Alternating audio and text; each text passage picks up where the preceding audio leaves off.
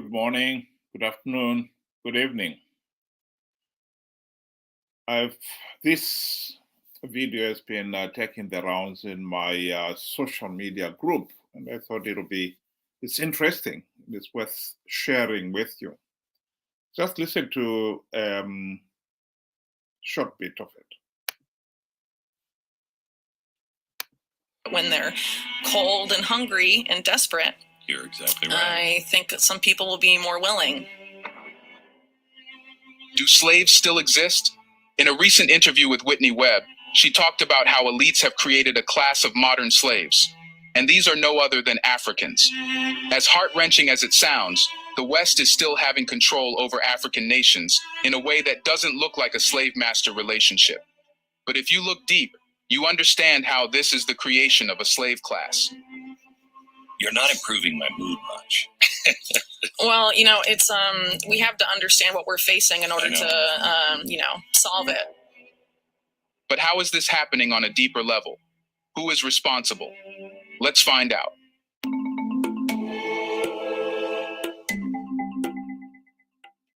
History of exploitation repeats itself, where strategies of domination and control evolve yet rarely disappear. In the modern era, a new form of enslavement is appearing, specifically targeting Black Africans. This insidious process leverages historical exploitation, economic dependency, technological surveillance, and socio-political manipulation. Despite the end of colonial rule, many African nations remain trapped in cycles of dependency and exploitation. Elites utilize various methods to perpetuate these cycles, ensuring that Black Africans remain subservient and deprived of true autonomy and prosperity. In my idealistic years of thinking about America, I thought, well, we did some bad things, yes, and I'm not talking about slavery or anything else. I'm talking about things we did in war. But we had, we really didn't want to do those things. I'm not sure if any of that is true. Are the people involved in this stuff, do they recognize at all that this is evil, or is this just business? Well, I think when you're talking about intelligence agencies, there's hierarchies. So there's people maybe lower in different levels that may think what they're doing is right and advancing American interests. But then there's people at the top that aren't necessarily like that, and it's about advancing their own interests. But how did modern exploitation become possible in Africa? The seeds of modern exploitation were sown during the colonial era, when European powers ruthlessly exploited African resources and labor.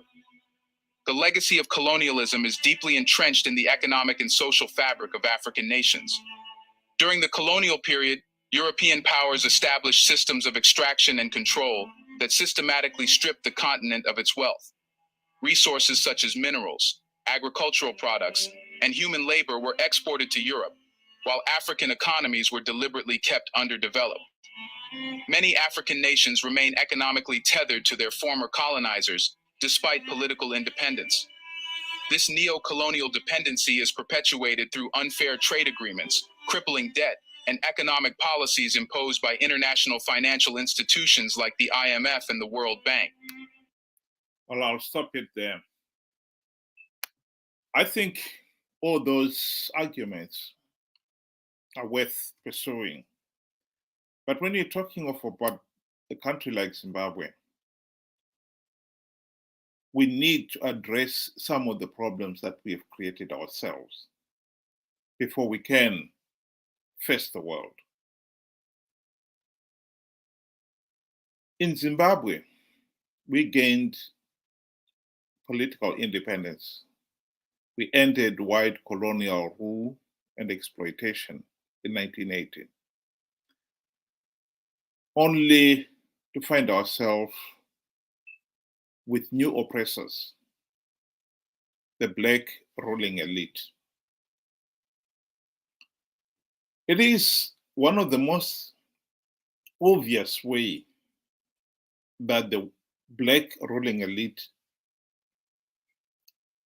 have exploited and oppressed the ordinary Black Zimbabwean is by denying them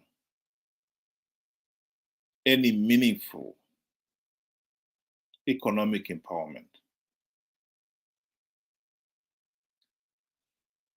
During white colonial rule, a Zimbabwe economist and banker, John Robertson, gave Ian Smith a paper in which he argued that if you gave the blacks in the rural area title deeds to even an acre, 2 acres on which their homestead stood, that would result in unbelievable economic growth and confidence. Because now with title deeds, they could build a decent homestead, they could invest all their time and labor and money to improving that piece of land, knowing fully well that if one day they should decide they want to move, they can sell it as an ongoing concern.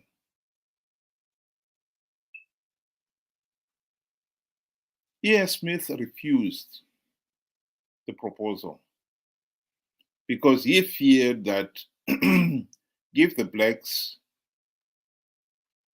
economic empowerment, the next thing they will be asking for is a meaningful vote. He didn't want blacks to vote. He didn't want to give blacks a meaningful say in the governance of the country. So the proposal was turned down. After independence, the same John Robertson presented Robert Mugabe and his regime with exactly the same proposal. Mugabe turned it down for the same reason too. He did not want the black majority to have any economic empowerment because he feared he would not be able to control them.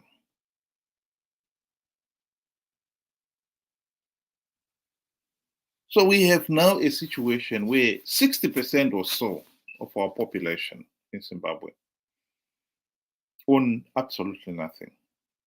They have no property rights. And by extension, they have no political rights.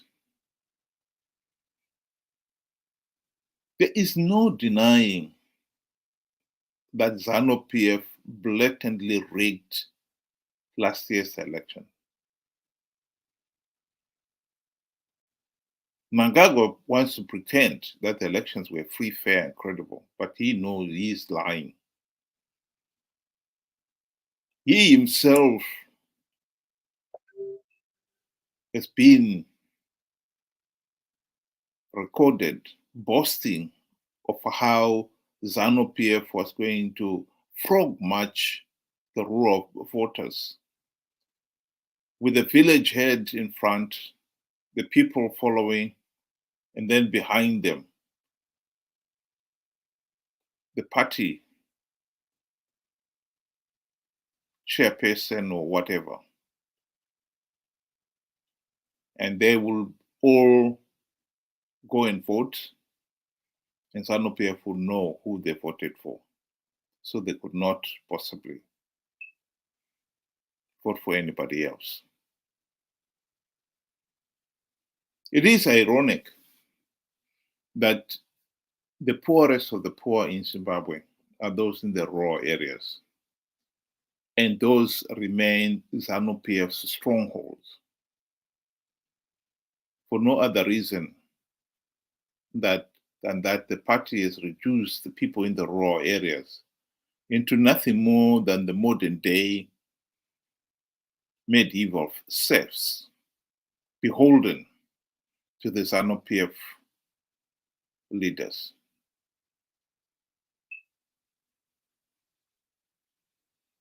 And Zanu PF does not want that to be changed.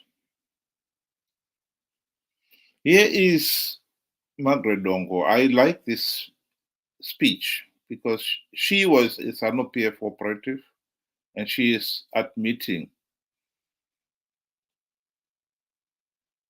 Zanu PF's insidious plan in the rural areas.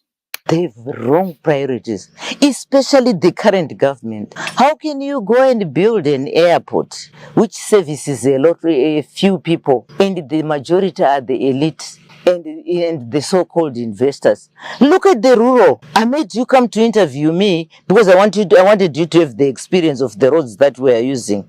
If we go today to our hospital there, you feel pity with that's a hospital in a rural area. If we go to our clinic, you feel pity. We have no piped water here. Do you know the reason why the rural people vote for Zanu PF? One, they're intimidated. Two, the policy is that the rural people should remain poor and subservient to the government. They should remain poor because if they remain poor, they continue singing the song for their master. This is why these people have been impoverished. It's for a reason. Well, it is true. And I think those are some of the problems we really need to address before we start talking about problems we have, which I'm not saying we don't have. We do have them from outsiders. In this video clip, they go on to talk about the problems with IMF, the World Bank, and how some of the foreigners have continued to milk Africa of its resources. Zimbabwe is losing billions of dollars due to looting. But we cannot address those problems until we can address the problem of rigged elections and bad governance. Why we still continue to deny millions of our own fellow citizens the right to own even a few acres of land, beggars belief. Ironically, the ruling elite themselves have since been giving themselves title deeds to farms.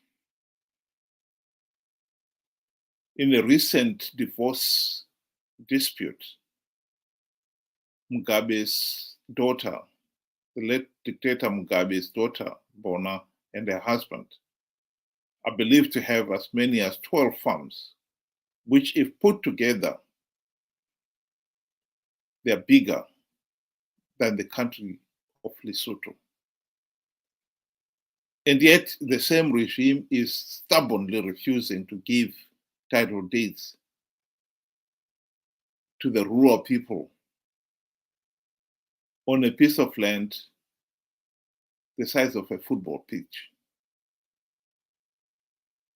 for no other reason than its selfish reasons of exploiting the people. This is a legacy from the white colonial rule being perpetuated by the black ruling elite. This is our problem. By 2028, if we go into those elections and the rural people have no title deeds, we can be certain of one thing. Zanu PF will definitely rig those elections because it will be able to frog march the people in the rural areas to do as the party says. They do not dare do otherwise.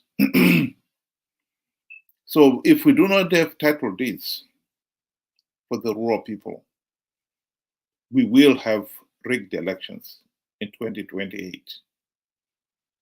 That goes without saying. We need to address the problem of rigged elections and bad governance. And the starting point is give the rural people title deeds. Let's stop this idiotic idea of communal ownership, where nobody really owns the land. It's owned communally. Why are ordinary people denied the right to own land? This is the one thing that will mean so much to these ordinary people. The whites denied them, and now the blacks are denying them. That, to me, is the very essence of this new class of slaves in Africa. We must address it, and we must end it. Thank you very much, and have a good day.